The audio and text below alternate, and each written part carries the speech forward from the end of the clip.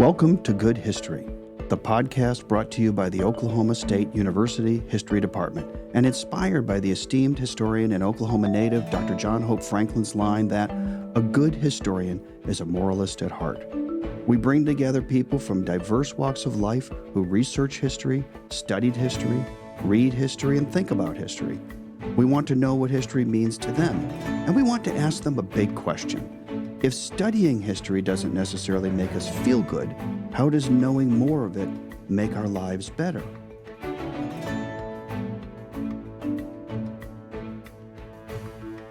Welcome, everyone, to Good History. My name is Kallie Kosc. I'm an assistant professor of history here at Oklahoma State University with a research and teaching focus on 19th century Native North America. I will be guest hosting the next 3 episodes of Good History around the theme of storytelling. When we first hear the word story, we might think of something simple, fictional. But philosophers, cultures, and historians have long recognized storytelling as a powerful tool that can bind people together or divide them. Stories help us understand who we are and make sense of the world around us. So what makes stories and the act of storytelling so powerful? Joining us today is Sarah Milligan. She's the Hyle Family Endowed Professor and head of the Oklahoma Oral History Research Program at Oklahoma State University's library. She received her MA in Folk Studies from Western Kentucky University and did extensive work in folk life and oral history in various roles within the Kentucky Historical Society before coming to OSU in 2014 to head up the then new oral history program. So Sarah, welcome to Good History. Thank you. Thanks for the invitation. Well, I want to start off with how you first got into folklore studies. It's not something that everybody thinks of as a major in school, so where did that come from? That's true. I didn't know it was a major until I decided to enroll in it. So I first got interested in folklore as a field of study back when I grew up in Oklahoma. So I'm from southeastern Oklahoma originally, and I grew up in a family that had sort of a large generational gap that I was on the younger end of. And so I was watching this huge generational shift happen in my parents' generation, especially my dad's generation, who are all from southeastern Oklahoma. And so I just sort of watched the adults around me start to mourn this loss of generational knowledge and stories that they'd grown up with, that the people who told them were dying. And so I started to think, how do we make sure that cultural knowledge, these stories that we tell about community and family and space and ways of life, how do we make sure that they're around somewhere for other people to understand and access later on? And that's what really drew me to the field of folklore as study that I might go into. And that's a little bit naive on my part to think, it's very romantic, nostalgic. A lot of people come to their areas of interest because they have a personal, sort of connection or interest or something that feels bigger than itself. But that was the initial thing that I was just really thought I wanted to devote myself to investigating. So I've worked in oral history, and when I went to grad school, I got a master's at Western in folk studies, and I really thought I wanted to be putting all of that training and that education to practice in the public life, in the public realm. I wasn't ever really thinking I was going to stay in academics, that I was ever going to be in a university. I was not necessarily going to be a teacher or professor on that level, but I really wanted to work within communities. And I wanted to help people in communities, kind of like my parents' communities, understand and document and really share and celebrate and mediate and find common spaces and differences within smaller communities, within their local communities. And so I did that for about 10 years in Kentucky, which is what you said with the Kentucky Historical Society. And so just from there, I ended up working, training a lot of oral history and recording and listening to stories and taking those stories and working with communities to put those stories against stories of people who are similar and different within their communities to sort of find those mediated common spaces and break down some barriers and just sort of make people a little bit more human. Yeah, I love that. And I would love it if you'd speak a little bit more about what the difference is that you see between doing sort of academic histories and actually working in the public space. How are the goals different? What is it like? Because I think a lot of us, we kind of assume that when you go through and you get a history degree, you're either going to be a teacher or you're going to go into academics. And this is a different space entirely. And so I wonder if you could tell us a little bit more about what that's like being in that space and actually working so intimately with communities. Yeah. I do think about this a lot. In the sense that, when you're in the academic world, when you're working in an academic campus and you're working with other academics, I mean, you do have to understand a lot more about, sort of like intellectual grounding, discipline groundings. Like I have to understand the study of history different working at OSU than I understood it, or I had to understand it or engage with it when I worked at the Kentucky Historical Society, for example. Right? Like I worked in the public history field really robustly as a folklorist, as an oral historian, but I worked with museums, I worked with small historical societies, I worked with public history courses who were working in those communities. And so I was really looking at that from like the everyday work of what do museum workers who are a one-person museum handler need, so as much as a support and understanding how to interpret things into a public sense.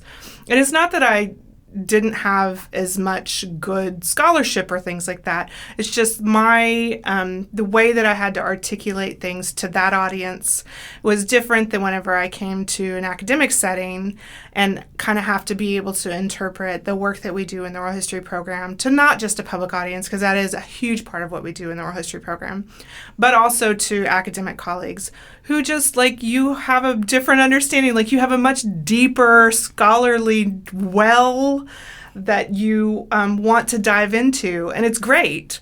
But we don't just work with the history department, we work with the English department, the sociology, we work with geography, we work with education, and so it's been really a fun challenge to sort of like dust off my research hat to not just really understand my own field and my own scholarship in my own field, but how that's situated within all these other disciplines with people who are very much experts in those areas. What do you find particularly meaningful with the kind of work that you do, in the sense that we've talked about how academic history is a little bit different than, of course, doing public history and working in oral histories. What does capturing storytelling and really talking to people and developing relationships with people, what does that add to our understanding of the past or of the world around us that we just can't get without having that?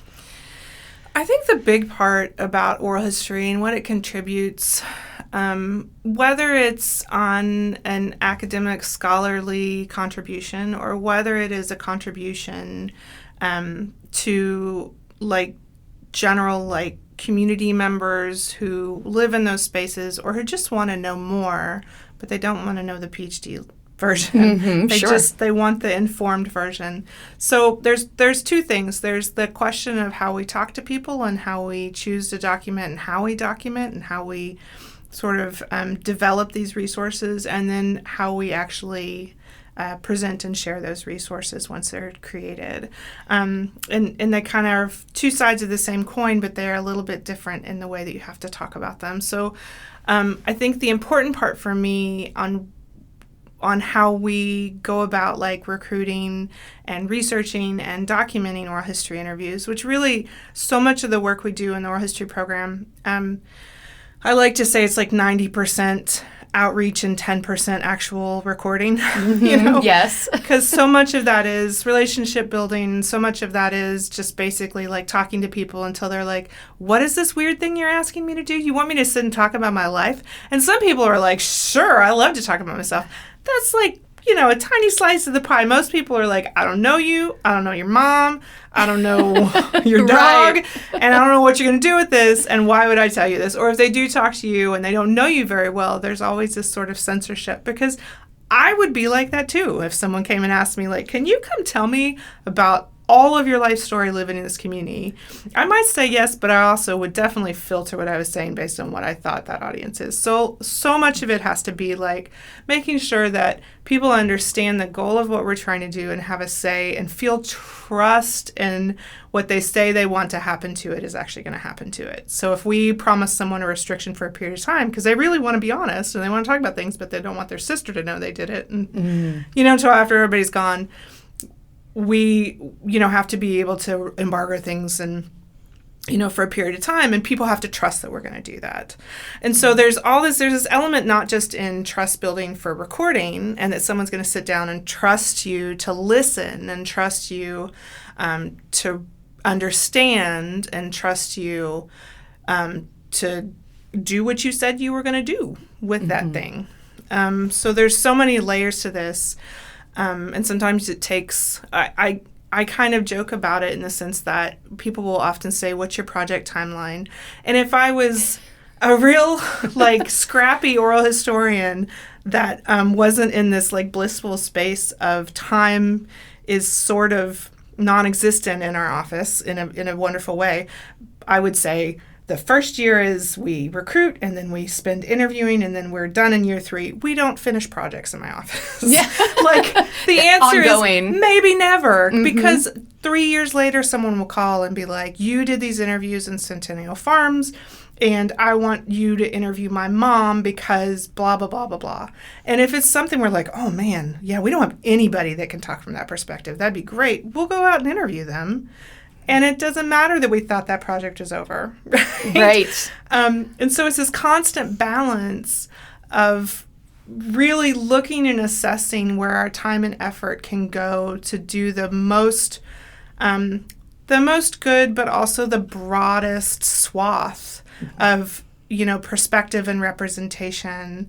And just trying to get at these spaces where we know people aren't necessarily going to agree, or that it's 3 different people who are agreeing on the same. We're just always trying to triangulate as much as we can the things that people have to say for a historical perspective, for a personal perspective, but also just because we know that people understand things differently from which corner they were standing on when they're watching it happen, right? And so that's the other part of the trust building is it's complicated to work with communities and work with individuals, knowing that there's the person you want to talk to who is on that street corner may not get along with the person you want to talk to who is on that street corner, but you really have to talk to both people if they're willing to. And sometimes that takes 10 years after the first person will talk to you before the second person will talk to you. So it's a long game. Yeah. I'd love to talk a little bit about the nature of stories and folklore. Why are stories so powerful, do you think? And why are personal stories so important to record and preserve? Stories as a function are so important because we've used them as long as we have been humans that communicate to not only share who we are, to translate and transfer value and danger and joy, but we also use them as a way to sort of perpetuate and remember who we are, right? And so those stories change with every telling. Those stories change with every generation. Those stories change based on what lesson that you think the person that you're telling needs to know.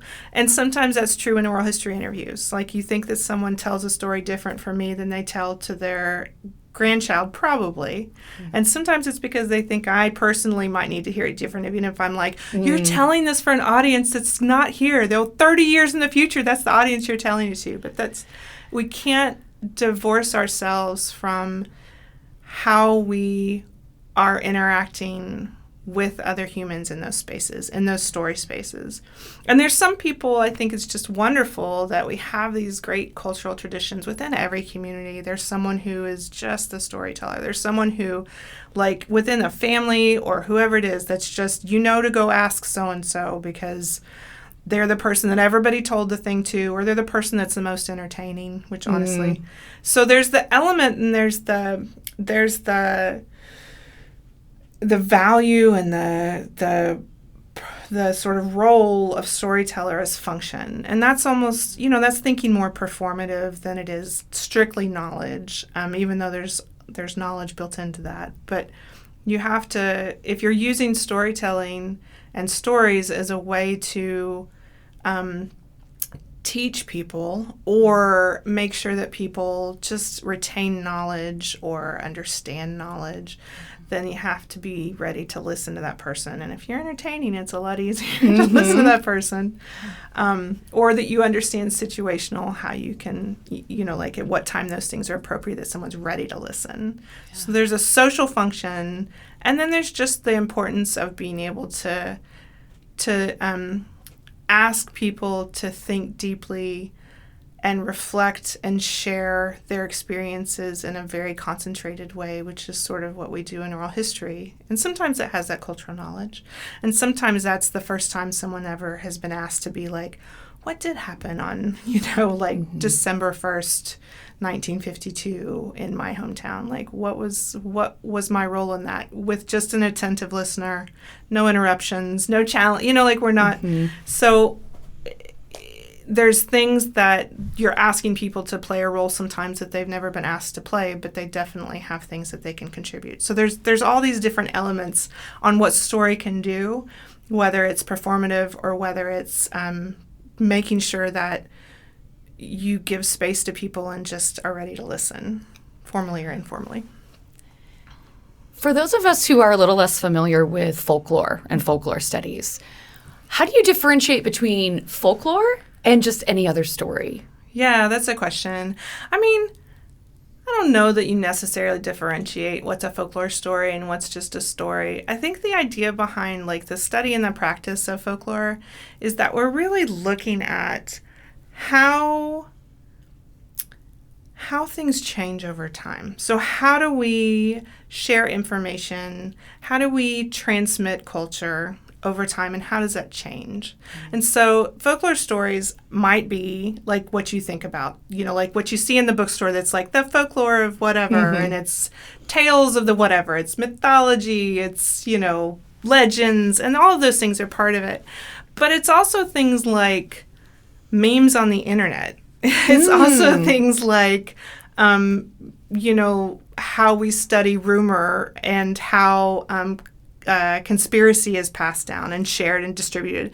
So it's as much about how that information is transmitted and how it changes through that transmission than it is necessarily like a type. And I love that about the field of folklore because I have some really great colleagues who, if I want to understand, here's a good example. I have some really great colleagues, and one example of that is when we were in our last presidential election cycle, and there was a presidential debate, and there was this sort of point that one of the candidates brought up that was basically like, in this place in Ohio, these Haitian communities are eating your dogs and they're eating their neighbor's cats, right? And it was this whole thing. That turned into a meme too, which is another folklore branch study. But I just remember watching that, and I had this just groan where I was like, the folklore network is about to explode, because that's that's the thing that I remember reading about in one of my master's textbooks, that exact thing about rumor and legend, and part of that study is being able to understand not just what saying something like that really means, why do you say something like that, and what are you signaling, and what are you trying to say, but it's also there's generations of people saying that very thing, whether it's flyers in a store or whether it's sort of whispering in neighbor's ear. There's just so much history and documentation of that as a cultural function, like that particular thing is a cultural function. That whenever you hear that, you're like, well, this is not new, but it's new in this transmission, right? Yes. And so we build all those things to show that while that was something that was flyered in the 19 teens or whenever, in the 2024, it's broadcast on TV. So the transmission has changed, the message may be tweaked, but we can understand that over time and what the cultural and social function of it is. Yeah, it just makes me think about the universality of stories and storytelling and how it's just seems to be such an inherent part of us.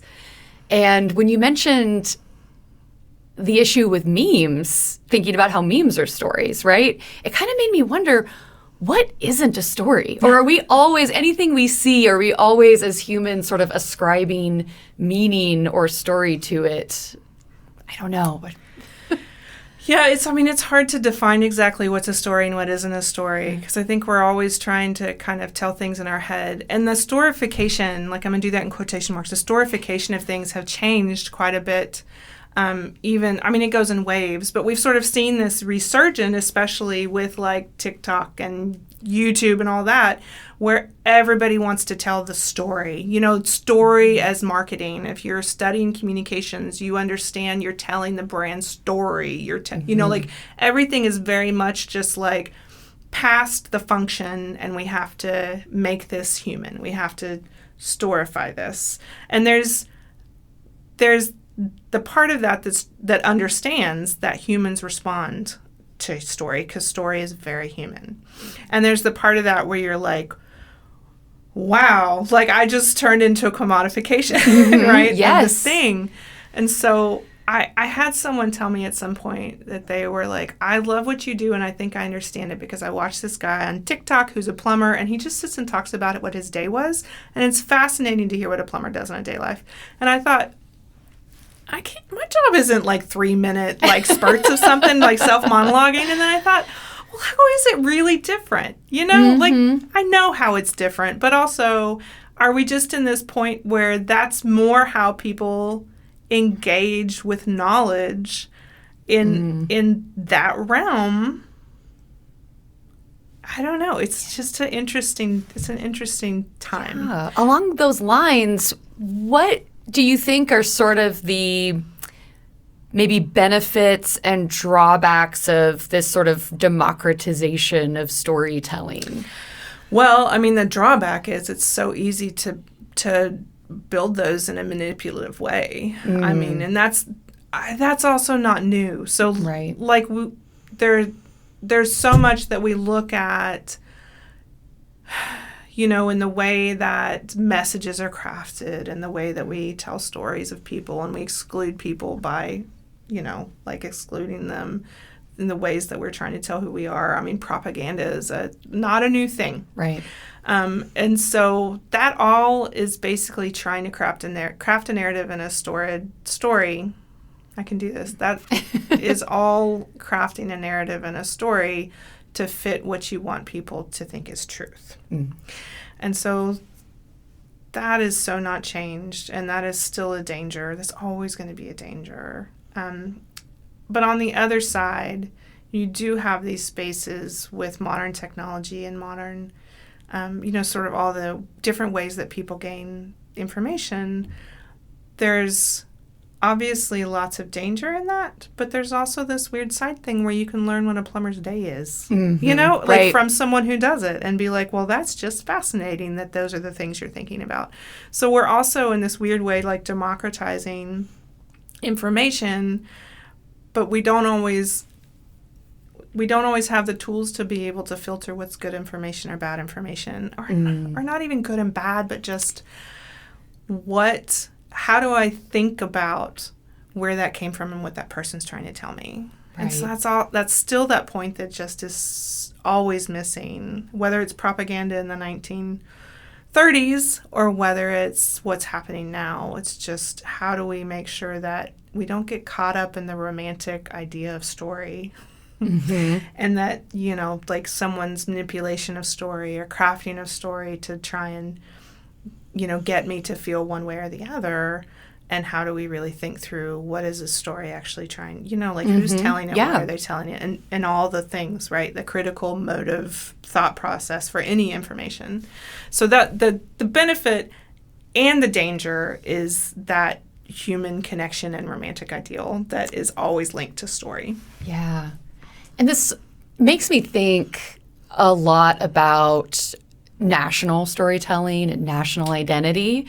And something I've been thinking a lot about lately is the executive orders that have tried to go through and reinterpret or flag things that are deemed, problematic kinds of interpretations at the Smithsonian. Yeah. And I think the executive order is called Restoring Truth and Sanity to American History.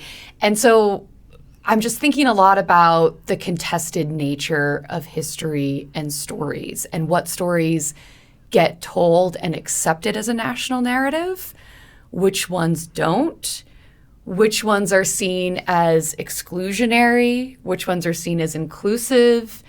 And everybody seems to have a very different perspective on what is inclusive or what is a fair rendering of American history. I just wondered from an oral historian's perspective what your thoughts are on all of this, being in this very sort of contentious moment of how do we remember the past? How do we tell the story of the United States? Yeah.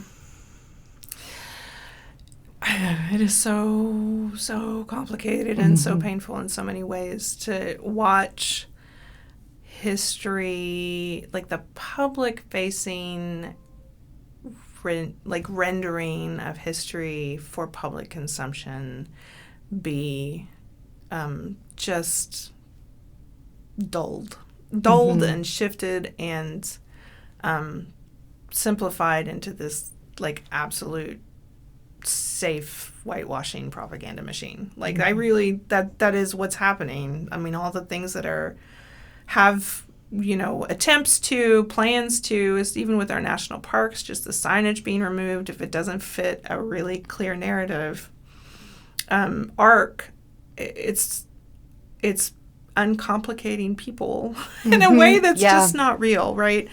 And I will say, there's all the problems you think about with what that says for us now, and the danger in generationally potentially people missing out in an educational space that helps them think about things in a complicated way or understand each other. But it also filters down in the way that people just talk to each other. I mean, it's this public permissive point that says if you're not part of this narrative that is sanctioned, then you don't matter, and we don't have to include you in other areas too. And that's also what we see happening. And the antithesis to that in the oral history field is, we work hard to find the silences. We work hard to find the things that are intentionally or unintentionally, just biased in the fact that I don't notice it, so I don't think to ask, right? Mm-hmm. So we spend a lot of time trying to find people who live in those spaces that can tell us what life was like or what their experience was when it's outside of these mainstream points. So from our perspective, the good part is we get to keep doing this work. And the work that we do is for the long haul. It's not just for today. When we do projects, it's going to be 2 to 5 years before you see them because it takes us that long to process and do all the things. But our goal is that they'll be there 50 and 100 years. So whenever people are looking back at this period, it's not that there'll be this muted point of people's perspectives. Those will still be there. But the other side of this in oral history is there really is a danger for people, whether it's lived experiences right this second or whether it's recent historic experiences that go counter to what that pushed narrative is. Mm-hmm. And there's danger if someone is talking about being from a group that's being targeted for, targeted and can mean a lot of things right now. Sure.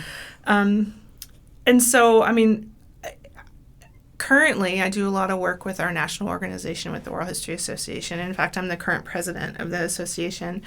But what that means in this time is I also answer a lot of questions from people who are trying to figure out how to be safe and how to make sure that the people in the communities they've worked with are safe in this time. So if you did an oral history project 10 years ago with people who maybe were talking about immigrating from a Central American space, and you know that those are the people that are pretty visibly being regularly and publicly targeted in one way or another, then it is important that you ask the question, what does it mean?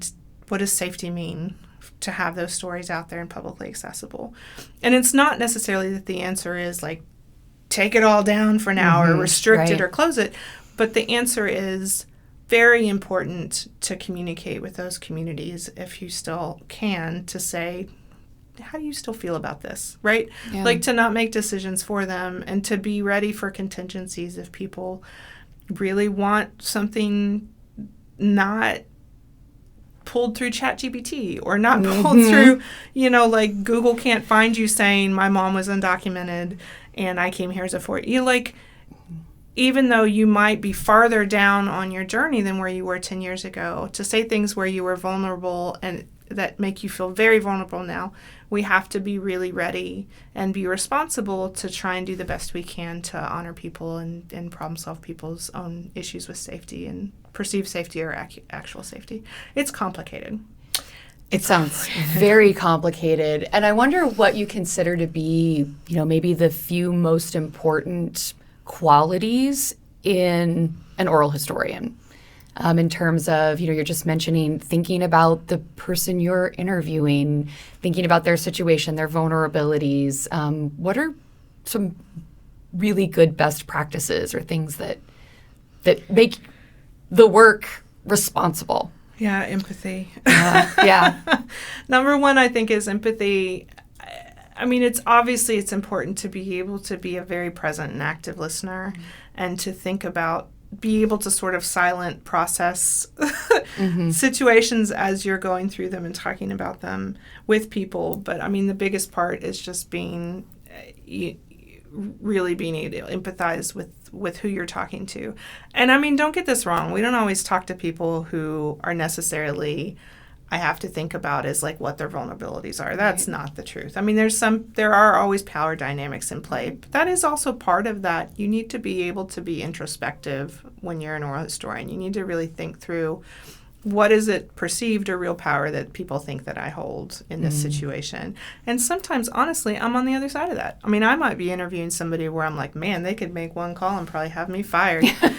Right. So just being cognizant and being honest as much as you can, but also just being really responsive to not make really quick decisions. Like if someone calls me and says, we have to take this interview down, I mean, my answer isn't always like, sure, tomorrow. I'm like, why? What's the problem? Like, not no, literally but like, let's figure out together what the scenario is and what the worry is and what you actually want and how this has changed. And so that listening and that empathy and that problem solving and that just never changes no matter what end of the spectrum of this work you're doing. So being really flexible, empathetic, and like you said, some of these projects are ongoing. Forever. They go on and on and on and on, which is actually really cool, right? Because when you write a book, that's fantastic. You've got this book and it's just sitting on the shelf forever, but it's done. It will always be the same. And with an oral history project, it sort of seems like it's going to change and evolve over time as the generations change and evolve. You kind of hope, I mean, the best ones do. You do hope that things will continue in a way that can be more including. One of the things that has been really interesting to work on that is a different version of that just multi-generational work is that we in the last few years had a donation of an oral history project that was done in the 1980s as a part of a PhD research project, actually. Not here, it was about here. And so we had these series of interviews from that research that were donated to the OSU archives with the understanding and with our proactive agreement that we would reach out to the family members who were included in that and just make sure that they had copies, because a lot of them didn't know that their families had participated in these interviews, which is my favorite part. But those were interviews that were done in the 1980s with the same group of people that we were currently doing interviews with in the 2000 teens and even now. And so it's been so interesting to have this reflective part of, it's the history of the school. And so these interviews are talking to people who are there in the 1920s, 1930s. And the interviews we've been doing are with interviews with people who are in the 1950s and 1960s and 1970s. And so it gives you this different understanding of the arc of history and the way that things change and the way that things stay the same. Yeah. So I love that it's not just what we do today, but we're also the caretakers of the work that was done within this field in the earlier generations, too. It's really neat. Yeah. I wonder, with all of the projects that you've worked on over the years, is there one or two that sort of stand out in your mind as maybe being the most fascinating or the most transformative in terms of the community or anything like that just sort of really stands out? I've been lucky enough to be involved in things from so many different perspectives over the course of my career that the favorite part of my job when it comes to that is that I get to touch so many different things. Like I get to work with people who are talking about the legacy of Greenwood and Tulsa. One week, and the next week maybe I'm talking to people, who were at this Native American boarding school in north central Oklahoma, and then I'm talking to people who, are from a newer immigrant group within the last 10 years, or I'm talking, my brain doesn't get to rest and stagnate too much in one particular area because I feel like I'm always getting to sort of shallow or deep dive into these other areas and just have these glimpses into life and perspective and histories and culture.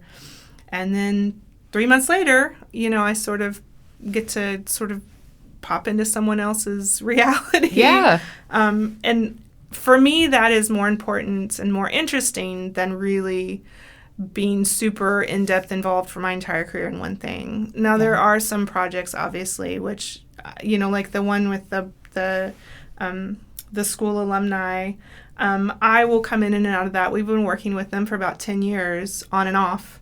And that started with literally just a phone call where someone was like, how do we do this? Right. And so here we are 10 years later, I'm still answering phone calls and like, yes, we'll bring recordings, and yes, we'll come down, and yes, we'll interview so-and-so. And I might not talk to someone for 6 months or a year, but I know it's going to keep popping back up. Yeah. And that is the thing I love about those relationships is they know they don't have to nurture a relationship.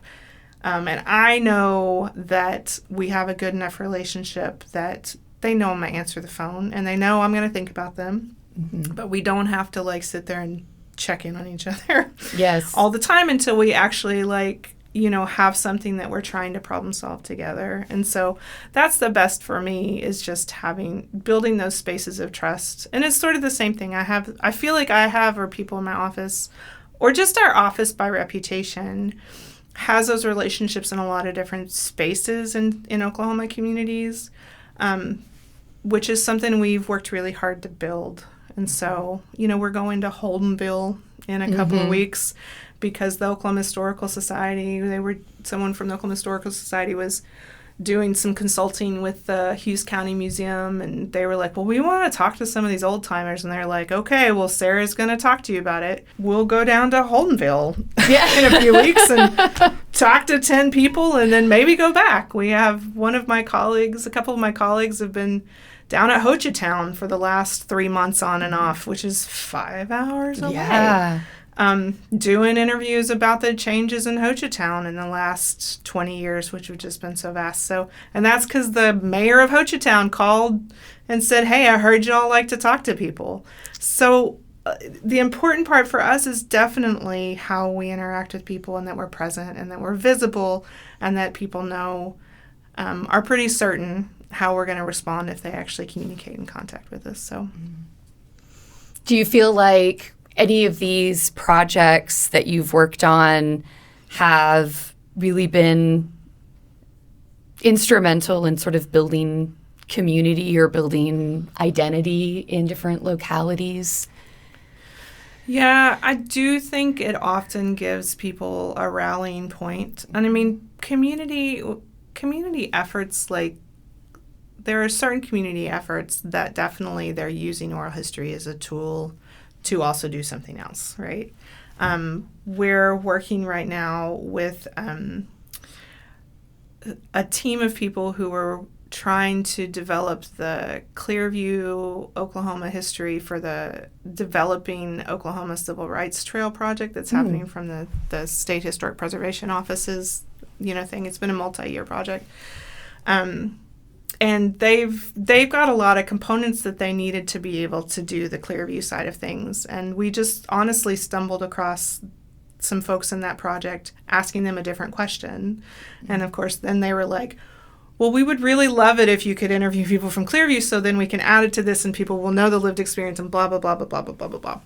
And so I think from that perspective, we're going to fit this niche. We're going to fit this niche, which is a function they need, but we're also, it's going to be an easier way for us to communicate with people than we would have ever done if we just we're going to do a project on Clearview. They're like, here's the 20 people you need to talk to versus us being like, do you know who we can talk to from Clearview? Right. So it's coming from the community and you're sort of stepping in to fill a need, but the desire's already there. Yeah. And their part of that is definitely it gives them a way that they're calling each other and saying, remember when should we talk to? So it's playing a social function also. Yeah. Even if it's a moment of time, I mean, it might lead to a reunion. It might lead to renewed Zoom groups. And so I've seen that happen. Yeah.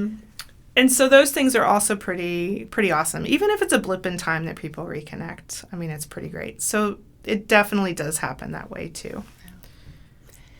There's something I wanted to ask you that I saw in your brief autobiography that you did for the episode. Thank you so much for that. But something that stood out to me because I identified with it so much. It asked you what your favorite book was or what you would recommend to students. And you essentially said, I think, that's too hard of a question, but anything that complicates a narrative, right?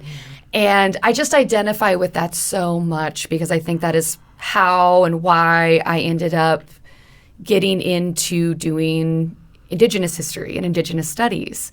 And I wondered if that is part of your calling or your interest in oral histories, that they are pushing back against some commonly held assumptions or narratives that we've held collectively in our public memory. How do you see kind of oral history playing a part in complicating narratives or pushing back? Oh, man, I love a messy history. Yeah, absolutely. Because we're messy. I mean, we are complicated. There's not one thing where we're like, I absolutely understood everything that happened, and it was exactly how I expected it to happen, and nobody pushed my buttons. People are complicated, so if the history we're trying to tell it only has, one person thing, we are not understanding anything. I love it, and it's not because it's a little bit because I'm just nosy and I like to be in people's tea, right? But honestly, it's because I want people to have that chance to be like, there was someone else standing across the room watching that happen, and this is from their perspective, from their baggage, from their lived point of view, that's the way this unfolded, not just from where you were standing doing the unfolding. So there's always these different ways to see things, and it's so important. One of the examples that has been really impactful to me to continue to think about this is when we were building up to the commemoration for the 100-year commemoration for the 1921 Tulsa Race Massacre. I mean, there was so much attention, right? On Tulsa, on stories, on narratives. And I was working with a couple of different groups to think about developing modules that complicated narrative and our understanding of historical narrative around that, because it was so dismissed for so long, except for it wasn't, right? So there's this really complicated way that not just the history of that in Tulsa's history, not just the way that unplayed, but the way that whole situation with the bombing of Greenwood and the just desolation was then the narrative was so hard controlled. Up until the late 1990s was just rigidly controlled. And there were these pockets of people who would say, but did you know? But did you know? But it was this is such an example of how we dismiss people who we think, but they're not telling it the way that everyone else is telling it, so they have to be wrong, right? That doesn't add up with what we've been hearing and what we've seen, what the newspapers reported. There's all this list of things that story that someone whose grandpa was on the black side of town doesn't match up with the way that the papers and the national news and the blah, blah, blah were being reported. So it's a dismissive action on top of there being, just sort of lived threats of it happening again. Right. If things were too public. So there's so many layers of why that lived experience was muted. And in the late 1990s, when the State Commission for the Tulsa Race Riot was formed and Eddie Faye Gates was enlisted, who was such a trusted person in the North Tulsa community area, had done so much work to really tell people the importance of being able to share their lived life and highlight the richness of that community and the successes of that community and the real history of that community. She had spent so many years on that. So when she was sort of appointed to the commission, and her job was, the historian, was to go and talk to people. And she talked to hundreds of survivors. Or survivor descendants too, but she talked to hundreds of people who lived through that event who said, this is what happened, and said it publicly, and were recorded saying it.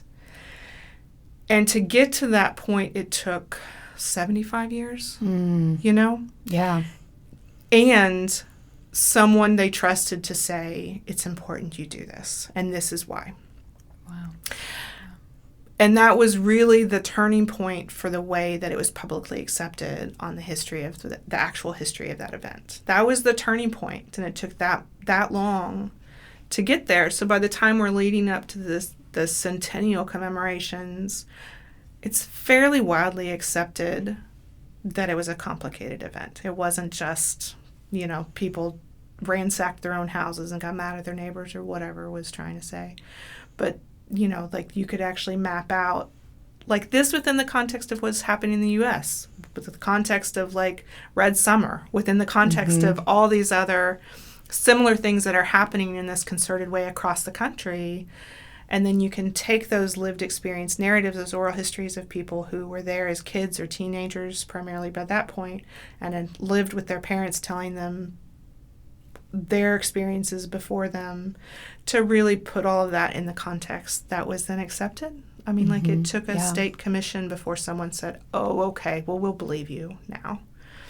And so it's important to me to not dismiss someone's telling of their experience just because I think it's probably not true. That's not the way I understand it. I've heard everybody else say it differently. That can't be true. And so maybe it is, maybe it isn't. And I'm not saying everybody is allowed to just, have the authority of telling an entire community's story. But there is something to be said from trying to make sure that you're getting complicated narratives.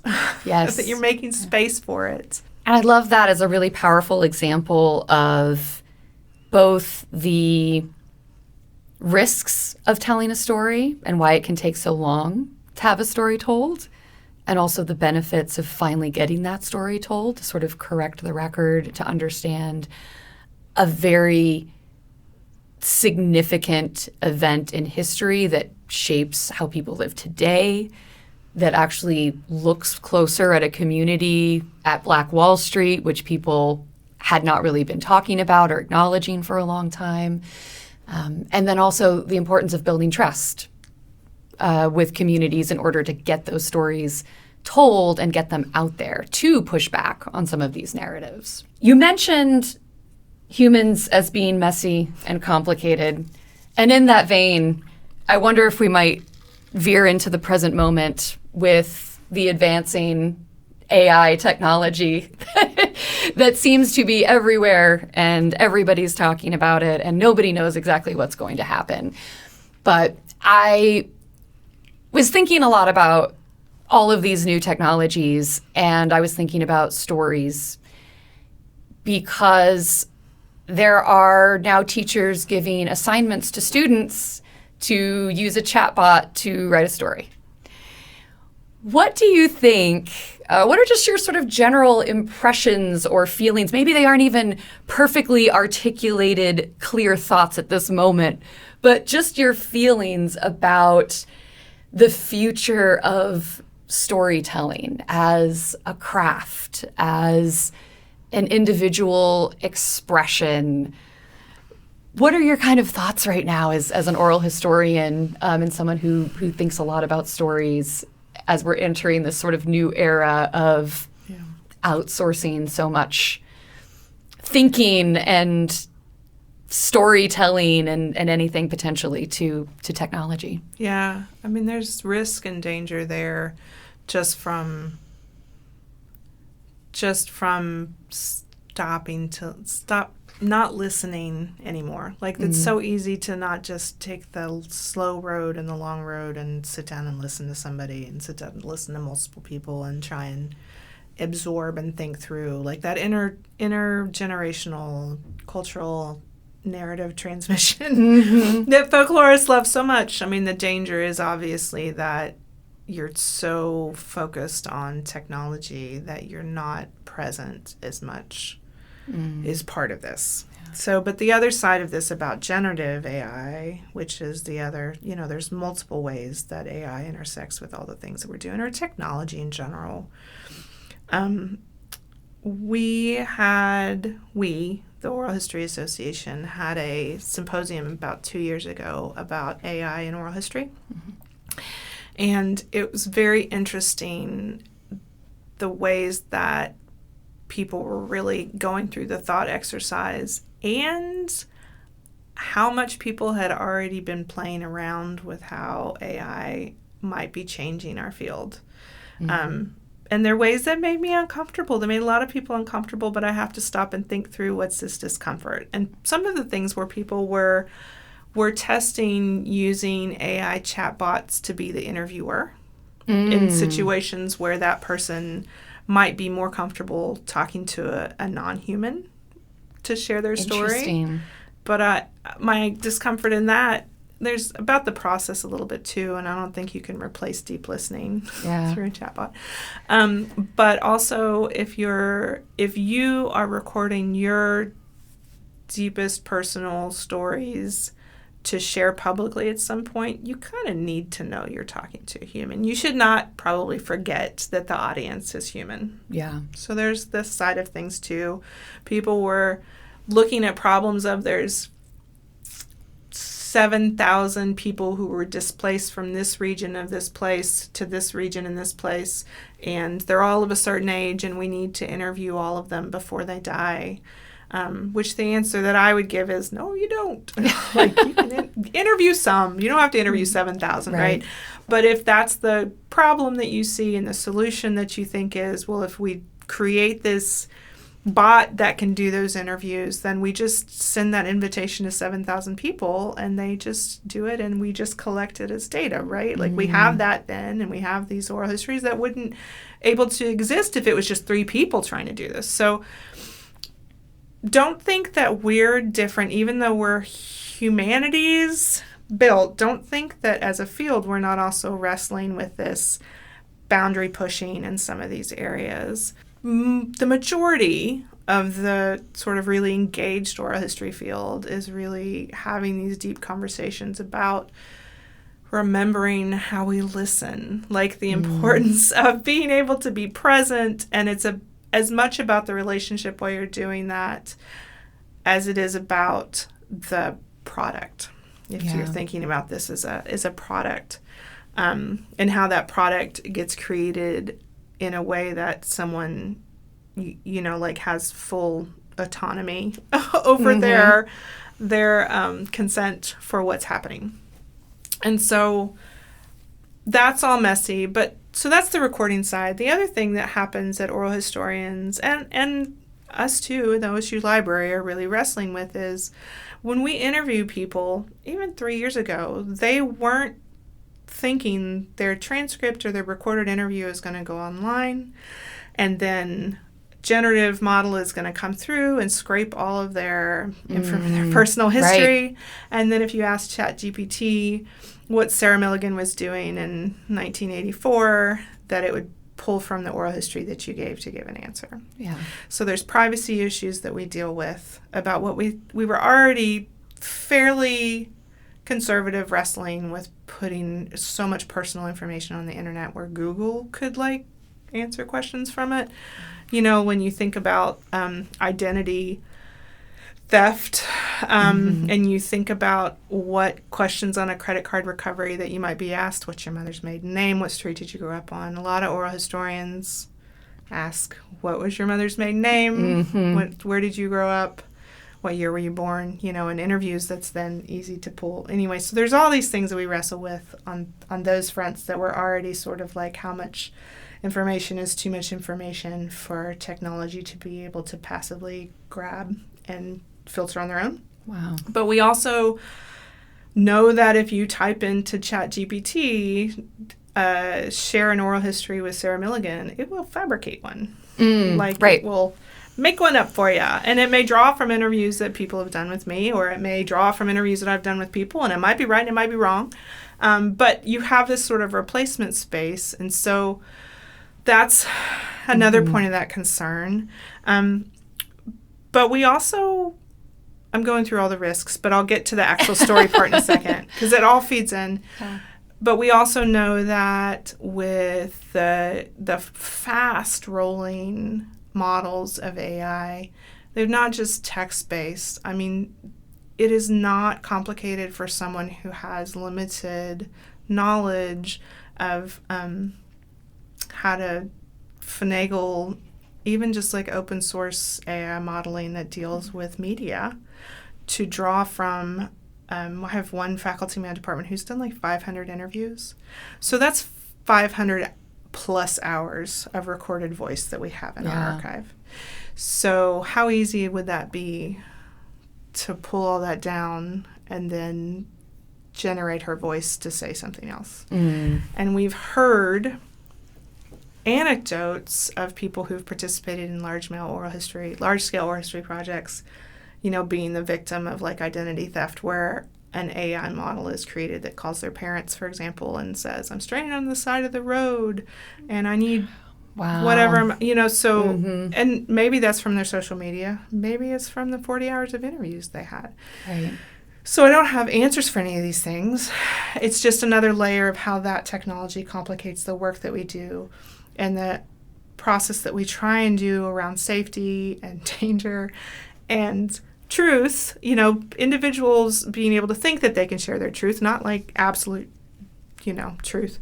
But as far as someone's ability to then go on and say, I don't even need you to teach me how to communicate via story. I'm just going to ask this chatbot to make up a story for me, and that's the story. It's complete loss of all the cultural relevance and grounding and all that kind of stuff.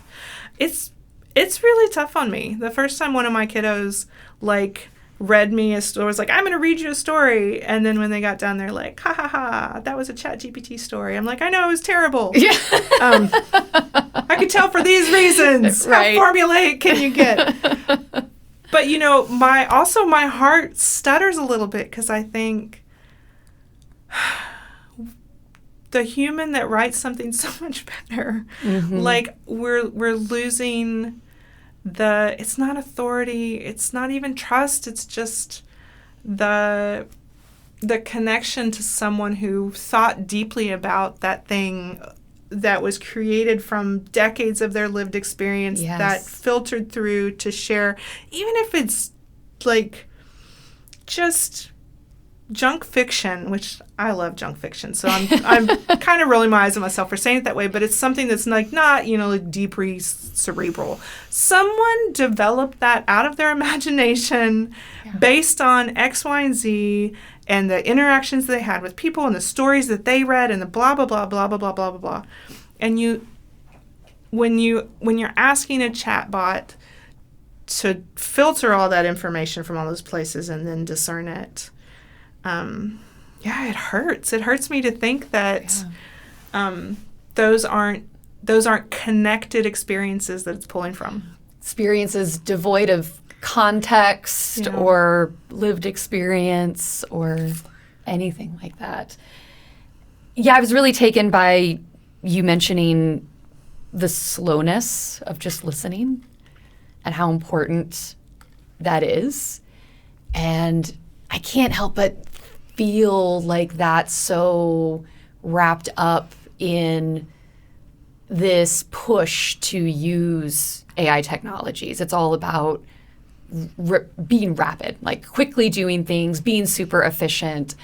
And that's something that I come back to all the time, thinking about like what is lost in, just scraping a bunch of stuff and getting a patchwork summary that was put together with statistics on what word would likely be next. What are we missing in those summaries that we get through generative AI? And also, what are we missing in just the process of sitting down and listening to another person?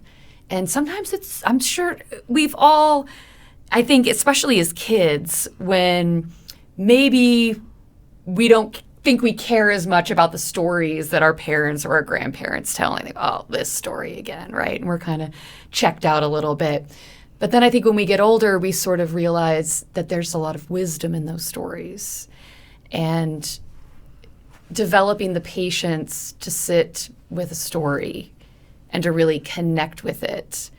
And I don't know, how well can we connect if we're always just trying to get to the point, get to the summary, let me get on with my life. So I think about that a lot. Yeah, I think that's the challenge of trying to be efficient in everything. Efficiency equals productivity equals, faster things. And the reality is I'm not against a lot of the ways that we use technology. I'm not even against all AI. We've been using AI, whether we knew it or not, for a long time. Sure. We use tools that are developed that help us be more efficient in certain things that are workflow, that let us get access to things to people faster and in a way that's sometimes more accurate. But the space is always, what are we giving up or what are we risking by adopting new things? And sometimes the answer is nothing, and sometimes the answer is everything. Yeah. And so if you think about what we would lose if we stopped sitting down and listening to people, if we just even on the oral history side of things, if I decided we didn't need to do interviews long form and sit down and spend a couple of hours really just having a deep listening conversation with someone about a topic of their life, and that literally we could just like pull something together and it already exists out there. This goes back to this problem of there's always going to be experiences, there's always going to be perspectives, there's always going to be histories and those keys to what happened in the side room where there was only two people. Those don't exist unless someone decides to share them. Right. So whether that's writing it down in a diary, whether that is making a memoir, or whether sitting down with someone for an oral history, those things don't exist until they exist. A computer can't manufacture that side of something without a knowledge base to draw from. So we have to still understand what that human interaction is, and the way to do that is always going to be to give someone the time, whether you're writing their biography or whether you're making sure that there's a trail of those experiences and their perspective that future biographers or documentary makers or whatever can draw from to help tell stories in a more complex way that have to draw from that those human experiences. I mean, they just have to exist for them to even be something we can pull from. I was thinking too, it's the funny thing with like Hamilton, like the room where it happened. I mean, like if he didn't write 5 million, manifestos of everything, there's a lot of things we wouldn't think that we know about the inner workings of even things that far back. Right. But then you also wonder, where are the notes from? Like it's always that question: what are the voices that we're not hearing? I would be really sad if we couldn't just sit down and make time to just let people think through things in a complex way. And that's actually maybe a beautiful way to close out. What is some advice you might have for our listeners for bringing more storytelling into their lives or engaging with storytelling more and as a meaningful experience? Yeah. I think the best advice that I've probably ever gotten, and the best advice that I can give on that front, is just to be open to listening. And I think be open to listening even if you think you don't agree with that person, even if you think that person is absolutely not going to share anything that you're going to want to retain or whatever. Being open to just sit down and really be present with people makes a difference in every part of life. And you hope that people will give you that same space as well. Yeah. And especially for college students and young people, taking the time to not be afraid to just ask questions, to just take that deep breath and say, no, explain that to me. How does that work? Yeah. Just tell me a little bit more about why you feel that way or how that happened. Just challenge yourself to ask open questions that aren't just a part of you waiting to tell your side of it next, right? Just challenge yourself to be present and listen in places, and you start to realize and think and form your own sense of self and identity through interactions like that. That's when you realize that you have more questions than you have answers.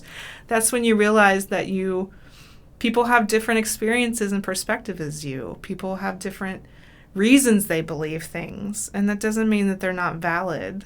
It doesn't mean they are valid, but I've done interviews with people that I would never hang out with. Like whether it's because they're too cool for me or I'm like, we totally don't agree on anything. Yeah. But I learned something in those moments which challenges who I am and what I think and what I believe every time I get to do it. And it's so easy for anyone to do. You just have to be willing to just be curious and ask questions and just sit and listen for a period of time. I love that. Could not have said it better myself. Thank you so much, Sarah Milligan, for being with us today. We appreciate your time. It was a lot of fun. Thanks. Thank you for joining us, and a big thanks to the Good History Podcast team, my colleagues Sarah Griswold, Brian Hosmer, Merle Eisenberg, Madeline Powers, and on the production side, Keith Maddox and Danny Katula. And remember, the only bad history is the history you don't know.